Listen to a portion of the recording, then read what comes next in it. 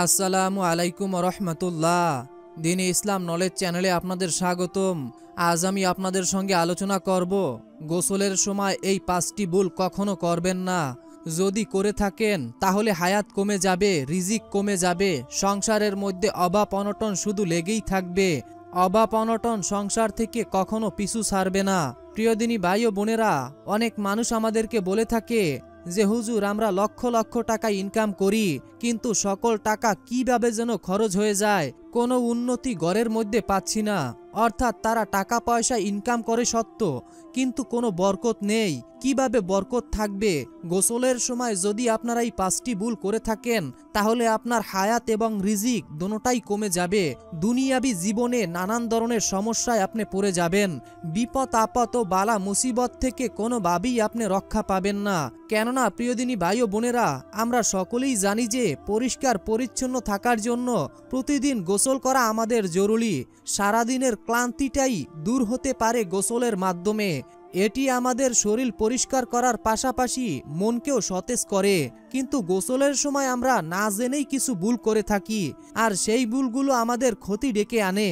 তাই আজ আমরা জেনে নেব গোসলের সময় আপনি কোন সেই ভুলগুলো করবেন না, এবং ফরজ গোসল করার নিয়ম, এবং নবী করিম সাল্লাল্লাহু আলাইহি ওয়াসাল্লাম যেভাবে আপনাকে আমাকে গোসল করার নির্দেশ দিয়েছেন, এবং যে ভুলগুলো আমাদের অবশ্যই পরিত্যাগ করতে হবে সেই ভুলগুলোর কথাও আমি বলে দিব। তাই ধৈর্য ধরে ভিডিওটি না টেনে একদম শেষ পর্যন্ত দেখতে থাকুন। অনুরোধ করে বলছি, আমরাই এই প্রথমবার নারীদের ছবি ছাড়া কিংবা হারাম কোনো ছবি ছাড়া ইউটিউব এবং ফেসবুকে ভিডিও দিয়ে থাকছি। এরকম ভিডিওগুলি যদি আপনি আপনার ফোনে পেতে চান, এজন্য অবশ্যই দ্বীন-ই ইসলাম নলেজ চ্যানেলটিকে সাবস্ক্রাইব করে রাখুন এবং পাশে থাকা বেল আইকনটি অন করে রাখুন, যাতে আমরা নতুন কোনো ভিডিও আপলোড করার সঙ্গে সঙ্গে আপনাদের কাছে নোটিফিকেশন চলে যায়। প্রিয় দিনী ভাই ও বোনেরা, সর্বপ্রথম আমরা জানব যে ফরজ গোসল আপনারা কিভাবে করবেন, এবং তারপরে জানব গোসলের সময় যে 5টি ভুল আপনারা কখনোই করবেন না। দ্বীনি জ্ঞান শিক্ষা করা প্রতিটা মুসলমানের আবশ্যক। পবিত্রতাই জ্ঞানের অন্যতম অনুষঙ্গ, আর ফরজ গোসল পবিত্রতা একটি অনুষঙ্গ। এটি কিভাবে করতে হয়, এই গোসলে ফরজ কি কি, এইসব অনেকেই জানে না। অথচ কেউ যদি সঠিক নিয়মে এটি করতে না পারে তাহলে তিনি অপবিত্র রয়ে যাবে। এই অবস্থায় যত আমলই করা হোক তা কবুল হবে না। অর্থাৎ প্রিয়দিনী ভাই ও বোনেরা, আপনারা সঠিকভাবে গোসল না করতে পারলে আপনারা অপবিত্র রয়ে যাবেন, এবং সেই অপবিত্র অবস্থায় আপনারা যে কোনো আমলই করেন না কেন, যে কোনো দোয়াই করেন না কেন, তা আল্লাহর দরবারে কবুল হবে না। তাই ধৈর্য ধরে ভিডিওটি দেখুন এবং জেনে নিন কিভাবে আপনি ফরজ গোসল করবেন। মহান আল্লাহ তাআলা বলেন, তোমরা যদি অপবিত্র অবস্থায় থাকো তবে নিজেদের শরীর ভালোভাবে পবিত্র করে নাও। সূরা মায়দা আয়াত 6। দ্বীনি ভাই ও বোনেরা, গোসল হচ্ছে আরবি শব্দ। এর অর্থ হচ্ছে পুরো শরীর ধোয়া। শরীয়তের পরিভাষায় পবিত্রতা ও আল্লাহর নৈকট্য পাওয়ার জন্য পবিত্র পানি দিয়ে পুরো শরীর ধোয়াকে গোসল বলা হয়। গোসলের ফরজ হচ্ছে 3টি। দ্বীনি ভাই ও বোনেরা, 1 নাম্বার কুলি করা, 2 নাম্বার নাকে পানি দেওয়া, 3 নাম্বার পুরো শরীর পানি দিয়ে এমনভাবে ধৌত করা যাতে দেহের চুল পরিমাণ জায়গা শুকনো না থাকে। এই বিষয়টি অবশ্যই আপনাদেরকে খেয়াল রাখতে হবে। দ্বীনি ভাই ও বোনেরা, ফরজ গোসলের নিয়ম। অনেকেই হয়তো এই ফরজ গোসলের নিয়মটি জানেন না। 1 নাম্বার, মনে মনে অপবিত্রতা দূর করার নিয়ত করা ও বিসমিল্লাহির রহমানির রহিম বলে গোসল শুরু করা। 2 নাম্বার, উভয় হাতের কবজি পর্যন্ত ধৌত করা। 3 নাম্বার, বাঁ হাতে পানি নিয়ে লজ্জাস্থান পরিষ্কার করা। 4 নাম্বার, কাপড়ে বা শরীরের কোনো অংশে নাপাকি কিছু লেগে থাকলে তা ভালো করে ধৌত করে নেওয়া। দ্বীনি ভাই ও বোনেরা, আপনাদের শরীরে কোনো জায়গায় যদি নাপাকি লেগে থাকে তা গোসলের আগে ভালো করে পরিষ্কার করে নিতে হবে। দ্বীনি ভাই ও বোনেরা, অনেকেই হয়তো এই বিষয়টি জানেন না যে আপনারা গোসলের সময় যে অজুটা করেন তখন কি আপনাদের পা ধৌত করতে হবে কিনা। 5 নাম্বার, পা ধোয়া সারা অজু করে নেওয়া, অর্থাৎ গোসলের সময় আপনাদের পা না ধুলেও চলবে। 6 নাম্বার, গোসলের 3টি কাজ: কুলি করা, নাকে পানি দেওয়া এবং পুরো শরীর ভালোভাবে ধৌত করে নেওয়া যাতে শরীরের একটু অংশ শুকনো না থাকে।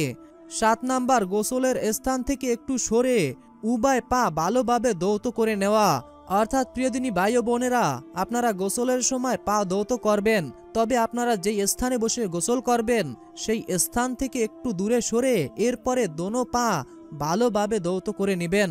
রাসূলুল্লাহ সাল্লাল্লাহু আলাইহি ওয়াসাল্লামের পূর্ণবর্তী স্ত্রী হযরত মাইমুনা রাদিয়াল্লাহু তাআলা আনহু বলেন, আমি রাসূলুল্লাহ সাল্লাল্লাহু আলাইহি ওয়াসাল্লামের জন্য গোসলের পানি রাখলাম, তা দিয়ে তিনি ফরজ গোসল করলেন। প্রথমে পানি ডালার পাত্র ডান হাতের ওপরে কাত করে 2 বা 3 বার ধৌত করলেন। অতঃপর লজ্জা স্থানের উপরে পানি ঢেলে বাম হাত দিয়ে ধৌত করলেন। পরে মাটির উপরে হাত ঘষে সুগন্ধ মুক্ত হওয়ার জন্য তা পানি দিয়ে ধৌত করলেন। অতঃপর কুলি করলেন এবং নাক পরিষ্কার করলেন। অতঃপর মুখমণ্ডল 2 হাত দিয়ে ধৌত করলেন। অতঃপর মাথা ও পুরো শরীরে পানি ঢাললেন। সর্বশেষ ওই স্থান থেকে অল্প দূরে সরে গিয়ে উভয় পা ধৌত করলেন। আবু দাউদ শরীফের হাদিস। অর্থাৎ প্রিয়দিনী ভাই ও বোনেরা, গোসল শেষ করার পরে আপনাদেরকে ভালো করে পা ধৌত করতে হবে। যেই স্থানে আপনি গোসল করেছেন সেই স্থান থেকে একটু দূরে সরে এরপরে পা ধৌত করবেন। প্রিয়দিনী ভাই ও বোনেরা, গোসলের প্রকারভেদ। গোসল 3 প্রকার: ফরজ, সুন্নাত ও মুস্তাহাব। গোসল কখন ফরজ হয়? 4টি কারণের একটি কারণ পাওয়া গেলে গোসল ফরজ হয়। 1 নাম্বার, কামনা পূর্ণের পর গোসল ফরজ হয়, যেমন সহবাস, স্বপ্নদোষ বা যে কোনো উপায়ে বীর্যপাত হলে তাহলে ফরজ গোসল করা ওয়াজিব এবং এটি আপনাদেরকে করতেই হবে। 2 নাম্বার, নারীদের মাসিক রক্তস্রাব বন্ধ হওয়ার পর পবিত্রতা অর্জনের জন্য গোসল করা ফরজ, অবশ্যই গোসল করা ফরজ। 3 নাম্বার, মহিলাদের নেফাজ সন্তান প্রসবের পর রক্ত বন্ধ হওয়ার পর গোসল করা ফরজ। 4 নাম্বার, মৃত্যু ব্যক্তিকে গোসল দেওয়া জীবিত ব্যক্তির উপরে গোসল করা ফরজ। অর্থাৎ প্রিয়দিনী ভাই ও বোনেরা, যে ব্যক্তি মৃত্যু ব্যক্তিকে গোসল করিয়েছে তার উপরে গোসল করা ফরজ। অনেকেই আছে যারা মৃত্যু ব্যক্তিকে গোসল করানোর পর তারা গোসল করে না, অর্থাৎ তারা হাত, মুখ এবং পা ভালোভাবে ধৌত করে নেয়, কিন্তু তারা এখানে বড় একটা ভুল করে বসে। দেখুন, আপনি মৃত ব্যক্তিকে গোসল করিয়েছেন এবং তার জানাজায় শরীক হয়েছেন, অথচ আপনি গোসল করেননি। আপনার উপরে গোসল ফরজ হয়েছে কিন্তু আপনি জানাজায় শরীক হয়েছেন। দেখুন, আপনার এই জানাজা কতটুকু হয়েছে তা আল্লাহই ভালো জানে। তাই অবশ্যই সতর্কতা করে দিচ্ছি, অবশ্যই মৃত্যু ব্যক্তিকে গোসল দেওয়ার পর আপনাদের উপরে গোসল ফরজ হয়ে যাবে। আপনারা অবশ্যই এই ফরজ গোসল করে নেবেন। এরপরে প্রিয়দিনী ভাই ও বোনেরা, কখন গোসল করা সুন্নাত? 4 অবস্থায় গোসল করা সুন্নাত। জুমার নামাজের জন্য গোসল করা সুন্নাত, তিরমিজি শরীফের হাদিস। অর্থাৎ প্রিয়দিনী ভাই ও বোনেরা, সপ্তাহে যে আমরা একদিন জুমার দিন পাই, ওই দিনটাতে গোসল করে নামাজের জন্য প্রস্তুতি নেওয়া এবং মসজিদে গিয়ে ইমামের খুতবা শোনা এবং নামাজ আদায় করা, এটা আমাদের জন্য ফরজ। কিন্তু জুমার নামাজের জন্য গোসল করা এটি হচ্ছে সুন্নাত। 2 নাম্বার, প্রিয়দিনী ভাই ও বোনেরা, ঈদের নামাজের জন্য গোসল করা সুন্নাত। এখন অনেকেই বলতে পারেন, ঈদ হচ্ছে তো 2টি, ঈদুল আজহা এবং ঈদুল ফিতর, কোন ঈদের জন্য গোসল করা সুন্নাত? দেখুন দিনী ভাই ও বোনেরা, 2টি ঈদের জন্যই গোসল করা ফরজ, ইবনে মাজাহ শরীফের হাদিস। এরপরে 3 নাম্বার যে কারণের জন্য আপনার গোসল সুন্নাত, সেটা হচ্ছে ইহরামের জন্য, অর্থাৎ ইহরামের জন্য আপনার গোসল করা সুন্নাত। 4 নাম্বার, হজের যাত্রীদের জন্য আরাফার অবস্থানের কালে গোসল করা সুন্নাত, অর্থাৎ যারা হজের যাত্রী তাদের জন্য আরাফার অবস্থানকালে গোসল করা সুন্নাত। অবশ্যই এই বিষয়গুলো আপনারা খেয়াল করবেন এবং মনে রাখবেন, ভুলে গেলে কখনোই চলবে না। দিনী ভাই ও বোনেরা, কয়টি অবস্থায় গোসল করা মুস্তাহাব, অর্থাৎ গোসল না করলেও চলবে? অনেকেই এই বিষয়টি জানেন না।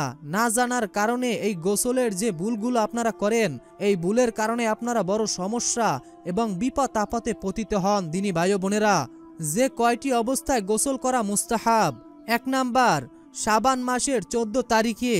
2 নাম্বার, কদরের রাতে। অর্থাৎ প্রিয়দিনী ভাই ও বোনেরা, পৃথিবীর সব রাতগুলোর চেয়ে শ্রেষ্ঠ রাত শবে কদর, সেই রাতে গোসল করা মুস্তাহাব। আমি এখন যে কারণগুলো বলে দিচ্ছি এগুলো অবশ্যই আপনারা মনে রাখবেন। 3 নাম্বার, সূর্য ও চন্দ্রগ্রহণের নামাজ এবং বৃষ্টির প্রার্থনার নামাজের জন্য গোসল করা মুস্তাহাব। 4 নাম্বার, ভীতিকর পরিস্থিতি, ব্যাপক অন্ধকার এবং প্রচণ্ড মেঘের সময় গোসল করা মুস্তাহাব। 5 নাম্বার, নতুন কাপড় পরিধানের সময় গোসল করা মুস্তাহাব। 6 নাম্বার, গুনাহ ক্ষমা চাওয়ার সময় গোসল করা মুস্তাহাব। অর্থাৎ প্রিয় দিনী ভাই ও বোনেরা, আপনারা যারা অনেক গুনাহ করে ফেলেছেন এবং সেই গুনাহ আল্লাহর কাছে ক্ষমা চাইবেন, সেই গুনাহ থেকে রক্ষা পাওয়ার জন্য গোসল করা মুস্তাহাব। 7 নাম্বার, সফর থেকে প্রত্যাবর্তনের সময় গোসল করা মুস্তাহাব। 8 নাম্বার, মদিনা মনোয়ারায় প্রবেশের সময় গোসল করা মুস্তাহাব। 9 নাম্বার, মক্কা মোকাররমায় প্রবেশের সময় গোসল করা মুস্তাহাব। 10 নাম্বার, কোরবানির দিন সকালে মুজদালিফায় অবস্থানের সময় এবং তায়াফে জিয়ারতের জন্য গোসল করা মুস্তাহাব। 11 নাম্বার, মৃত্যু ব্যক্তিকে গোসল দানকারীর জন্য গোসল করা মুস্তাহাব। 12 নাম্বার, শিঙ্গা গালানোর পর গোসল করা মুস্তাহাব। 13 নাম্বার, মাতাল বা বেহুশ ব্যক্তি স্বাভাবিক জ্ঞান ফিরে আসার পর গোসল করা মুস্তাহাব। 14 নাম্বার, ইসলাম ধর্ম গ্রহণ করার সময় যদি সে পাক থাকে তবুও গোসল করা মুস্তাহাব, কিন্তু সে যদি নাপাক থাকে তবে গোসল করা ফরজ। রাসূল সাল্লাল্লাহু আলাইহি ওয়াসাল্লাম বলেছেন, কোনো ব্যক্তি যদি গোসলের সময় এই ভুলগুলো করে অথবা যখন তাদের গোসল ফরজ হয়েছে তখন যদি তারা গোসল না করে, তাহলে তাদের উপরে বিপদ আপদ বালা মুসিবত আসবে।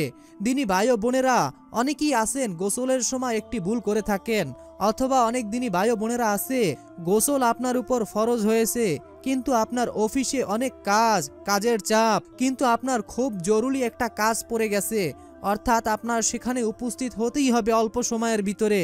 এখন আপনি গোসল করবেন কিভাবে? আপনার হাতে সময় খুবই কম, এই অল্প সময়ের ভিতরে আপনার গোসলও করতে হবে এবং সেখানে উপস্থিত থাকতে হবে। এজন্য আপনাকে সর্বপ্রথম অজু করে, সেই কাজটি যদি খুবই গুরুত্বপূর্ণ এবং ইম্পর্টেন্ট হয়ে থাকে তাহলে অজু করে সেখানে যেতে হবে। এরপরে আপনি সেই কাজটি শেষ করে আবার গোসল করে নেবেন, কেননা গোসল আপনার উপর ফরজ হয়েছে এবং সেই অপবিত্র অবস্থায় যদি আপনি কোনো কাজ করেন সেই কাজে আল্লাহ বারাকা দিবে না, বরকত দিবে না। আর যখন আপনি অপবিত্র থাকবেন তখন আপনার সঙ্গে শয়তান থাকবে, আর শয়তান তখন আপনাকে বিপদ আপদ ও বালা মুসিবতের পতিত করবেন। হযরত আবু হুরায়রা রাদিয়াল্লাহু তাআলা আনহু হতে বর্ণিত, নবী করিম হযরত মুহাম্মদ সাল্লাল্লাহু আলাইহি ওয়াসাল্লাম বলেছেন, যখন তোমাদের উপরে গোসল ফরজ হয়ে যাবে তখন তোমরা কাল বিলম্ব না করে দ্রুত ফরজ গোসল করে নিবে, কেননা এটি তোমাদের জন্য পরিষ্কার ও পরিচ্ছন্নর পাশাপাশি তোমাদের দেহকে সতেজ করবে। এটি যদি তোমরা করতে পারো তাহলে তোমাদের অনেক উপকার রয়েছে এবং তোমাদের শরীরের রোগ প্রতিরোধ ক্ষমতা আরও বৃদ্ধি পাবে।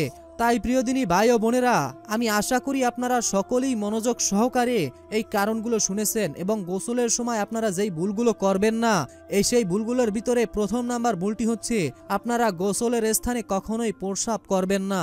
অনেকেই আছেন গোসল যেখানে করেন সেখানে প্রস্রাব করেন। অনুরোধ করে বলবো, রাসূল সাল্লাল্লাহু আলাইহি ওয়াসাল্লাম এটি করার থেকে দূরে থাকতে বলেছেন। এবং অনেক দিনী ভাই ও বোনেরা আছে যারা গোসলের সময় উলঙ্গ হয়ে গোসল করেন। প্রিয় দিনী ভাই ও বোনেরা, আপনি কি জানেন যখন আপনি উলঙ্গ হন তখন শয়তান আপনার লজ্জা স্থান নিয়ে খেলাধুলা করে, অনেকভাবে ক্ষতি করার চেষ্টা করে। তাই আপনারা অবশ্যই উলঙ্গ হয়ে কেউ গোসল করবেন না। যখন আপনি উলঙ্গ থাকবেন তখন শয়তান আপনাকে নিয়ে নানানভাবে খেলাধুলা করবে এবং আপনার নানানভাবে ক্ষতি করার চেষ্টা করবে। দেখুন, আপনি যখনই গোসলখানায় যাবেন তখন গোসলখানায় প্রবেশের সময় সর্বপ্রথম আপনি গোসল করার আগে অজু করে নেবেন। অজু করে তারপরে আপনি গোসলের যে ফরজগুলো রয়েছে সেগুলো মেনে এরপরে গোসল শুরু করবেন এবং গোসলের শুরুতে বিসমিল্লাহ পাঠ করে এরপরে গোসল শুরু করবেন। আশা করি বুঝতে পেরেছেন। প্রিয় দিনী ভাই ও বোনেরা, অভাব অনটন ও দারিদ্রতা থেকে আমরা সকলেই মুক্তি পেতে চাই এবং দুনিয়া ও আখেরাতে আমরা সুখের শান্তিতে থাকতে চাই, এটাই তো আমাদের কামনা।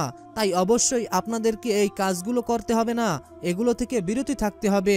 আল্লাহ তাআলা আমাদের সকলকে এইগুলো মেনে চলার তৌফিক দান করুন, নেক আমল করার তৌফিক দান করুন। আসসালামু আলাইকুম ওয়া রাহমাতুল্লাহ।